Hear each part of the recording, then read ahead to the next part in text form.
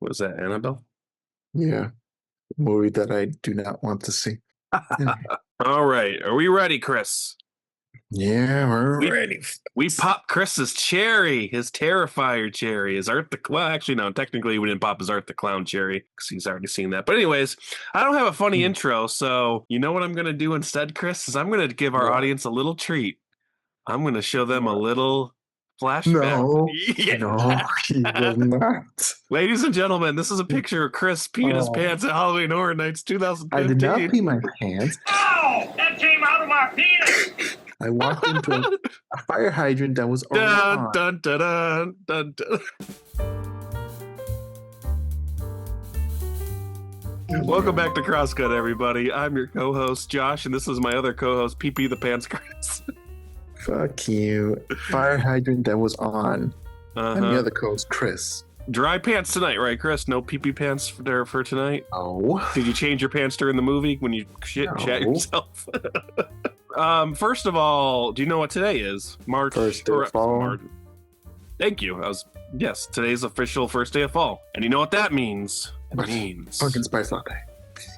pumpkin spice is officially you cannot get crap now for everything being pumpkin spice. Ah, there you go. What are you drinking? Water? Or is that Yeah. pumpkin spice water? Water. But there is a pumpkin spice wax melt going on. I like it. It's that time of the year, ladies and gentlemen. It's officially fall. Halloween movies are abound. And, Oh, yeah. we're only 10 days away from AMC Fear Fest starting up. Oh, I can't wait. Oh, that's right. The Halloween attractions are already have started. Halloween Horror Nights has been going on for a few weeks. This weekend I'm going to a local haunted house attraction here in Buffalo. I'm super excited for that. Nice. And I know you were talking about Horror Nights tickets earlier today, so tis the season, as they say. Tis the season. Oh yeah. Oh yeah. Oh, And with that said, take over. spookiness take over. And with that spookiness, we watched a movie that I'll be honest, I didn't think we'd ever be talking about on this channel, but here we are. We watched I'm going to say 2016 because that's what IMDb has it as, because this movie actually had multiple releases. This is the 2016 cult film, huge iconic movie going on around town, Terrifier. Terrifying. So first of all, Chris dove into his toy chest of fears, which his number one would probably be clowns, I'm assuming. Clowns. Clowns is And- my first fear. I hate clowns. They should burn in hell. If I see a I'm clown, pretty sure that's I'll where the have a clown lighter from and this some movie. hairspray. I think that's where the clown from this movie came from. This is the clown from hell, literally. I had originally seen the short. Well, hold on. You're getting ahead of yourself here, Chris. Let's ease into it a little bit. You're ready to just burst onto the scene. Wham bam, thank you, ma'am. But let's take our time with this one. So Okay. There's a lot to say about this one. there's a lot to say. This is a movie that both of us have talked about for a while. Yeah. I feel like it's come up a lot, and we had both before this.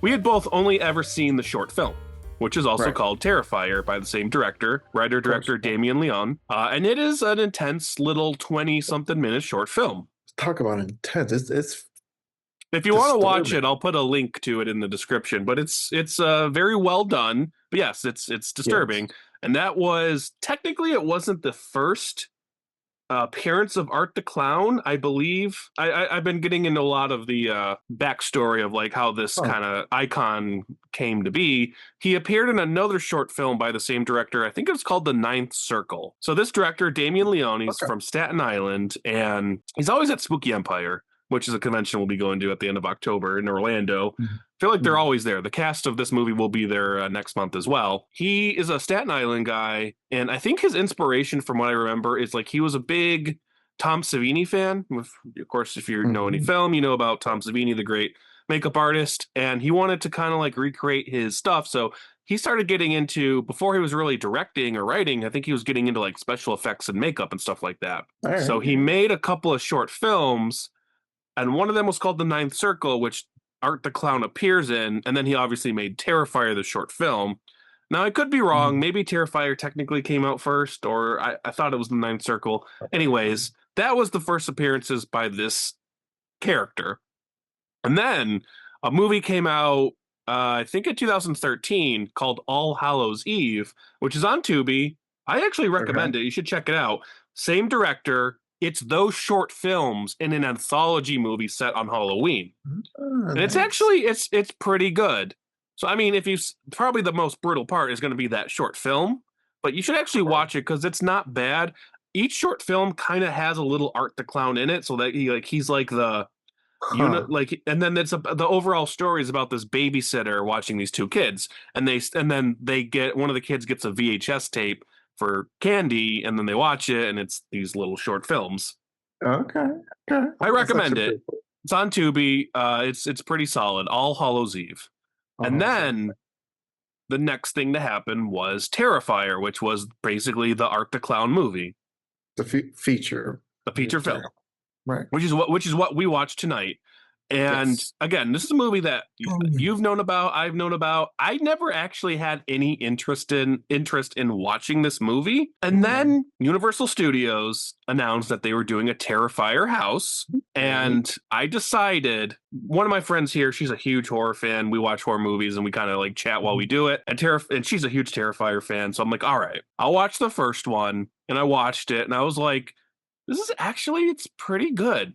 Like, this is actually pretty well done. So you watched it before you went to Halloween Horror Nights? The first movie. Okay. Now, any spoilers if you've not been to Halloween Horror Nights, but the house, it's not really a spoiler.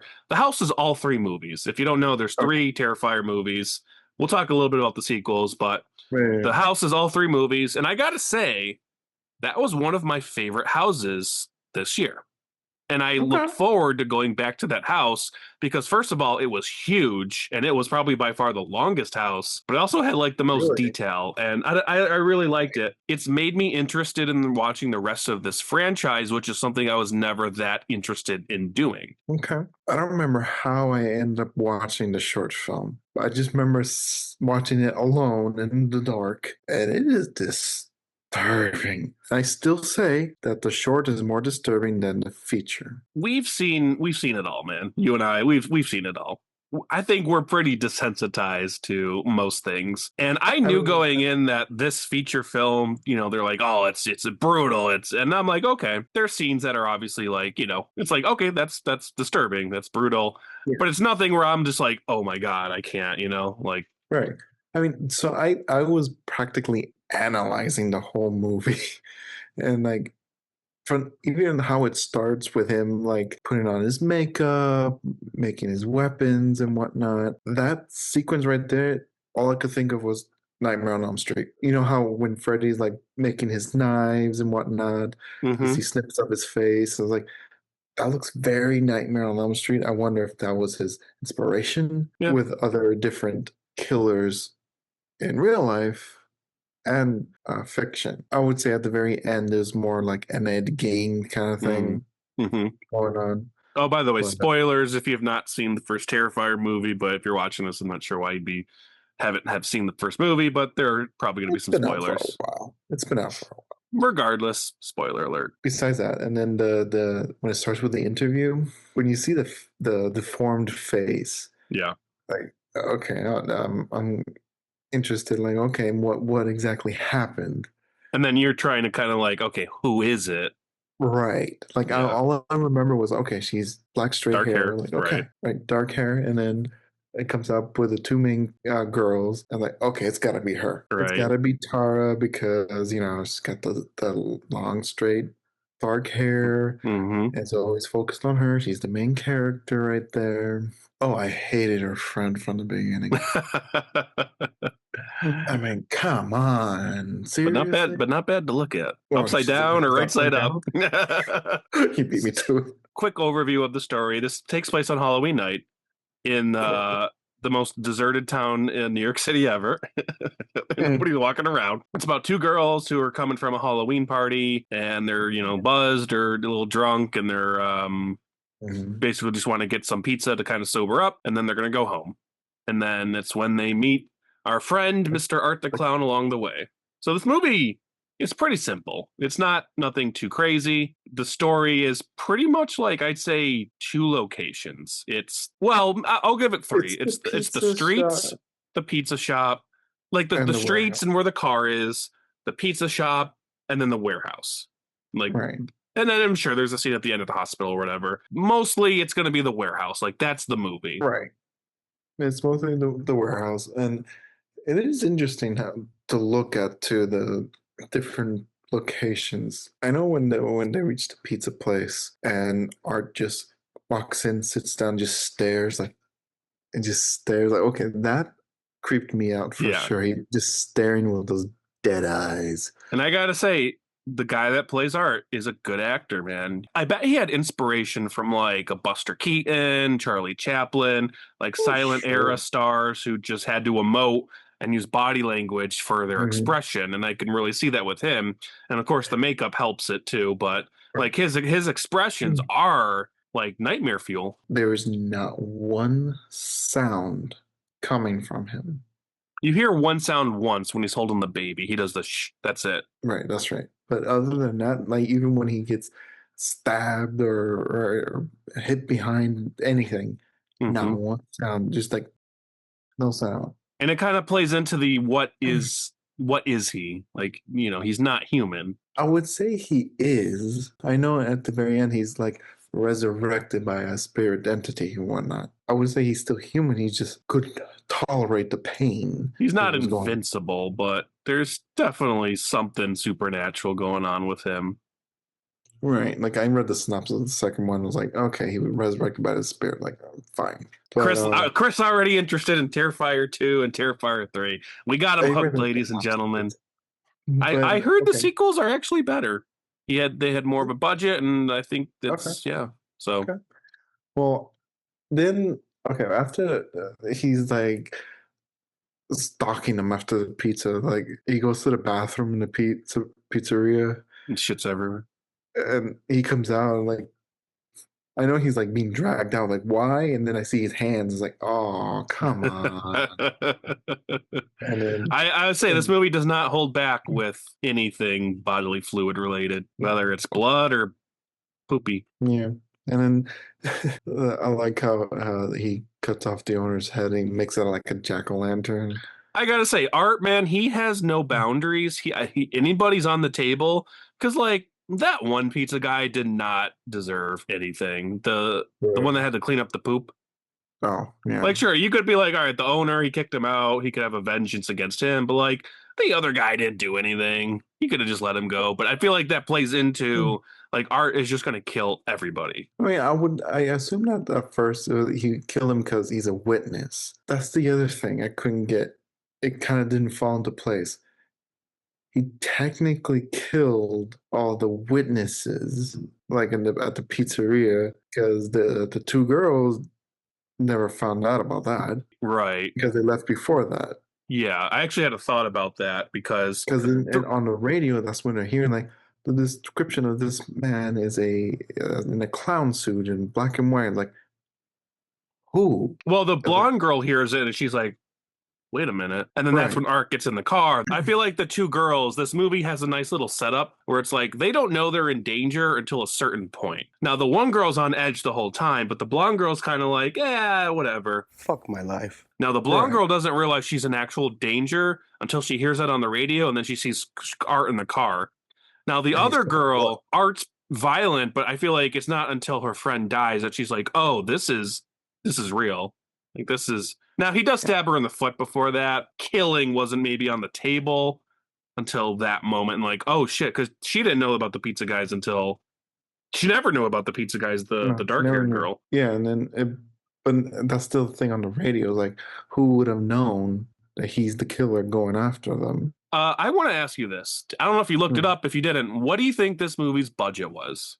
Give me an estimate. I'm going to say maybe like... $200,000. $35,000. Holy! Yeah. And I gotta give this movie credit. I've seen short films made for $35,000. To make a movie like this on that budget, It all went to the actors. I think it all went into like the makeup and maybe the locations. I'm sure the actors got something, but probably not a lot. But like $35,000 is like chump change to like a regular movie. But then again, a lot of horrors are They're low budget, not. but like I think this one did it right because so Damien Leone, the writer director, he also does the special effects makeup. And I looked up the cast and crew, and one of the producers, his name is Phil Falcone. He's been like a big name producer on a lot of the sequels. He Mm. was like the UPM, he was the AD, he was doing Okay. makeup. He had like two guys doing a lot of stuff. And I feel like that is how they were able to stretch out a lot of this budget. Now, it Okay. helps that the location was primarily this warehouse that they probably used, you know. But I also thought the movie looked good, which I was listening to a podcast about the movie that they said they thought this movie looked like crap.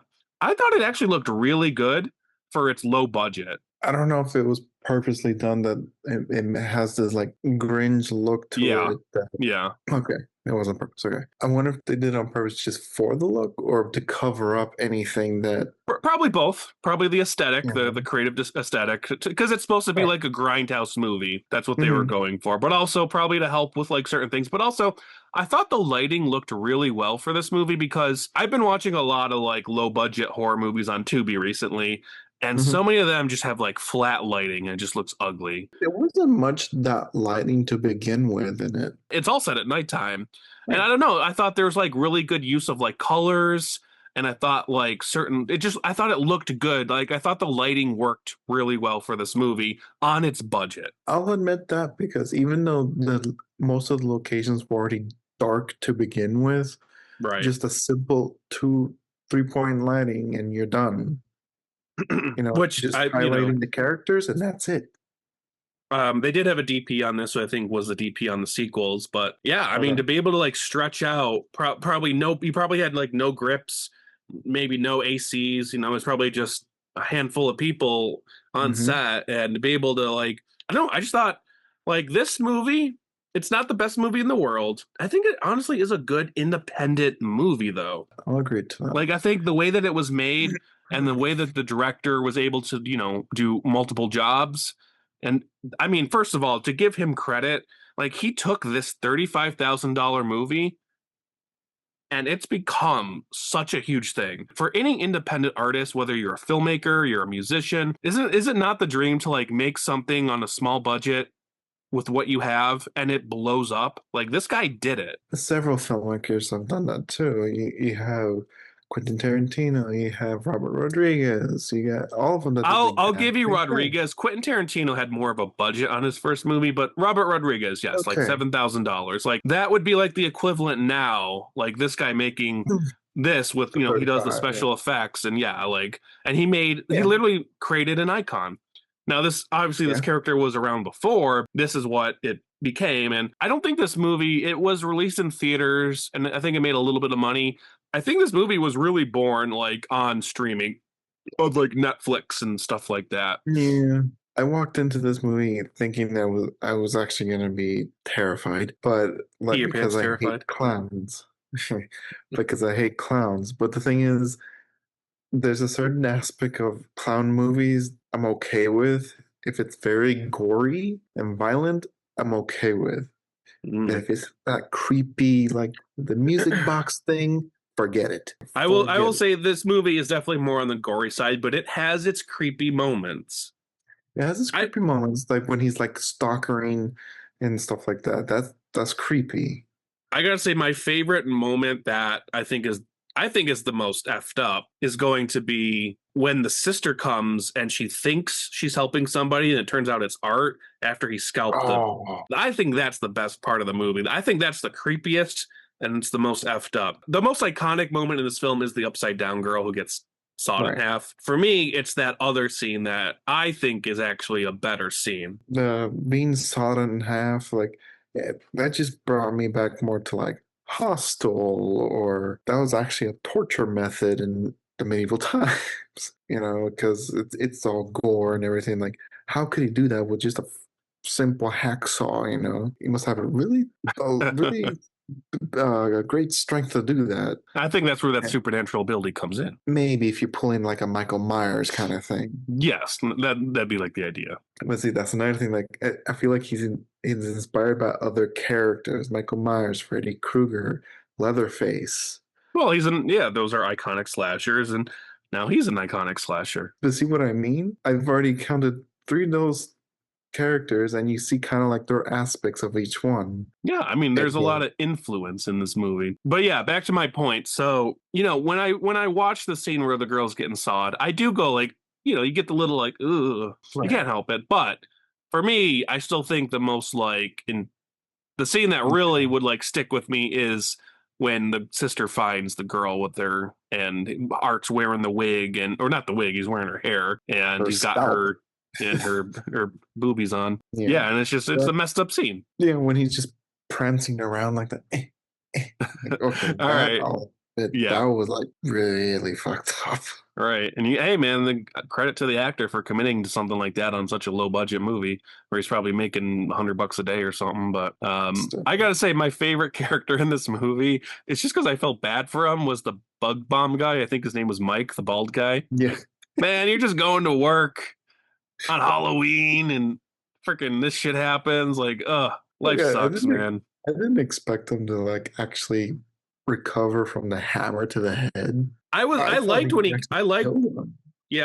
he came back and I was like, great, and then he died. But I like how there's always a weapon that they could find: the lead pipe, the wooden pallet, and stuff like that. Also, what did you think about Art with the gun? Oh, like, come on! Like, that is so not fair. When I watched it the first time, it definitely felt jarring. I was like, and I was like, but really, it's just like he does whatever he wants, it seems like. Yes, when he pulled out the gun, my first reaction was, that's just not fair. But then how he acted with it. I think that's the point. It's not fair. Right. But when he acted with the gun, like, oh, come on, I ran out of bullets. All right, gotta go get more. I thought that girl was gonna live somehow. Me too. I thought she was gonna be the one from the interview because, like, okay, she's full of bullet holes and maybe she survived. Right. I didn't necessarily think she was the girl from the interview. I thought she survived because for some reason I thought she was in the sequel, but then I realized it's actually a completely different actress. So I was like, oh, never mind. That's what I thought. And then when I see that she's actually dead, I'm like, huh. But then you remember the sister and you're like, okay. But then I was in between the sister or the cat lady. Whatever. Wasn't she the cat lady? I think she's credited as the cat lady. The homeless lady with, I think she's called the cat lady. Let me double check. Who wants to cradle a plastic doll? Yeah, she's called cat lady on IMDb. Yeah. Right. Well, I thought it was going to be the cat lady or the sister Victoria.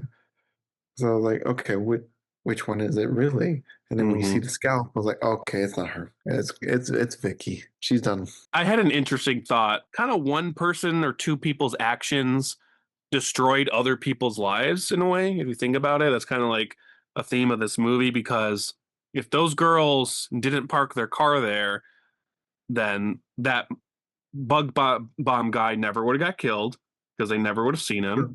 So he would have been fine. The cat lady would have never have died. Or if the sister was just like, you know what? I'm not going to go help her. She would have lived too. It's just like the little actions of like these is what caused the demise of all these other people. It all really started with that blonde. It was her fault. Blondes, man, can't trust them. All she had to do was give her the keys to her friend, and Tara would have driven even if she was half drunk. I still blame the blonde. She started it all. She started it all. Chris's favorite scene of when she was topless upside down. I don't know. You mentioned it first. It's yours. Chris's cutie of the week. We'll put a picture of her sawed in half. Anyways, I think that's all we got for today. Terrifier. It's become such a huge thing. It's an iconic horror franchise at this point. 3 movies with a 4th movie about to come out. A house at Halloween Horror Nights. I mean, when you get a house at Halloween Horror Nights, that's pretty cool. That's a big deal. I gotta say this real quick. Every single time at Spooky Empire, too. Yes, they're always at Spooky. The big 2 IPs at Halloween Horror Nights this year, Five Nights at Freddy's and Terrifier, both of which started as independently produced mediums for their respective medium, basically video games. Like, did you know that the Right. first Five Nights at Freddy's video game, the guy made it all by himself? Like, he developed an entire video game by himself Yeah. with his No. own like budget, and that has now become what it is today. And Terrifier started as this 35, well, even short films, and like those are the two biggest IPs at Halloween. So it just goes to show, like, any independent artists out there, whether it's you're a filmmaker, you're a musician, video games, don't be afraid of your low budget. Just be passionate, and you literally never know how big your thing could go. That's true. So that's all we got for this week of Chris Pease's Pants flashbacks. I did not. And tune in next week for more Chris Pee Pants party time. Yeah. Chris, final thoughts on Terrifier. What do you think overall? Did you like it? Are you still like, nah? Are you interested in the sequels? Overall, I did like the movie. There were some aspects that were like, it didn't affect me more like the gore because I actually liked looking at the gore. And there are some moments where like, you dropped a scalpel, seriously? Like dropping every single weapon just to run away. I'm holding on to that thing. Come on. That's very horror cliche. Overall, I really, really liked it. I am interested in the sequels, actually. Are you glad you finally watched this movie? You know, you could say you've seen it. I'm glad I saw it just because I can say yes. I've seen the movie.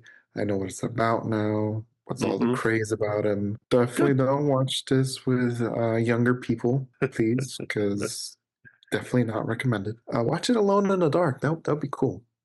That'd be a nice little atmosphere right there. But all right, well, that's all we got for this week on Crosscut. Make sure to like, make sure to subscribe, comment. Have you seen the movie? Are you planning on going to Halloween Horror Nights? Go through the houses. Yeah, I look forward to more spooky movies coming up, Chris. Yeah, me too.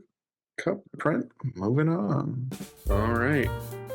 Woo. All right, let's get high on our own supply. I need to get me an Art the Clown candle. It probably smells like shit. Oh, shit.